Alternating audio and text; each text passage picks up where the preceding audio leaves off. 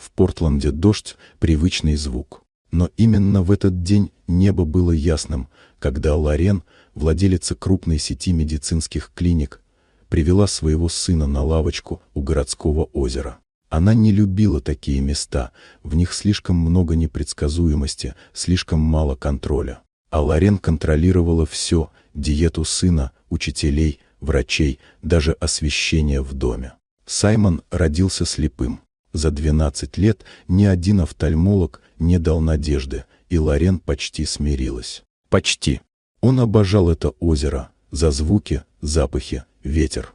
Лорен сидела рядом, прокручивая рабочие письма. И вдруг почувствовала, кто-то стоит рядом. Тонкая девочка, рыжие волосы, потертые кроссовки, в руках крошечный флакон. Ее звали Эшли, как позже выяснилось. 2 капли, и он увидит, сказала она. Лорен отмахнулась, но Саймон услышал. Протянул руку, а Эшли положила флакон в ладонь и ушла, как будто это не имело значения.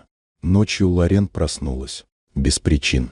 Она подошла к спящему сыну, держала флакон в дрожащих пальцах. Одно движение, и все может измениться. Или не измениться вовсе. Но она все же капнула. Сначала в левый глаз, потом в правый. И ждала в темноте. Ничего. Тишина. Утром Саймон закричал. Он видел.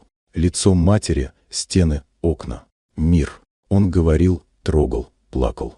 Лорен не могла поверить. Но это было. Он видел. Саймон хотел вернуться в парк. Он ждал Эшли. Она пришла. И они просто обнялись, тихо, по-настоящему. Лорен спросила, что было в флаконе. Эшли ответила, не жидкость. Вера. Позже Саймон попросил пойти с ней. В приют, рядом с парком. Лорен возражала. Там не было того, к чему он привык. Но он хотел. Он говорил, я хочу видеть, как живут другие. Я ведь теперь вижу. Приют оказался простым, но живым. Не бедным, настоящим. Дети там не играли в идеальную жизнь, они просто жили. Смех, шум, запах мыла и овсянки, рисунки на стенах. Саймон сиял, и Лорен чувствовала, как что-то внутри трескается. Система, которую она строила, оказалась слишком узкой для нового мира сына.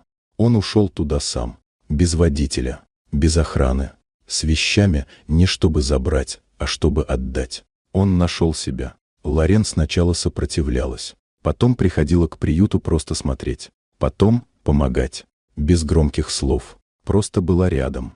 Через несколько месяцев она продала особняк, купила маленький дом недалеко от приюта, без сигнализации, с окнами, которые можно открывать, с деревом в саду. Саймон теперь просыпался с красками и историями. По выходным приходила Эшли. У нее была своя кровать, уголок с книгами и табличка над ней «Здесь живет смелость». На благотворительном вечере Лорен выступала без шпаргалки. Сказала только одно. «Я думала, чудо — это когда мой сын начинает видеть. Но, кажется, настоящее чудо — это когда я начала видеть его». Финальная сцена была тихой. Закат. 3 на крыльце. Лорен, Саймон и Эшли. Молчали. Только ветер, только свет.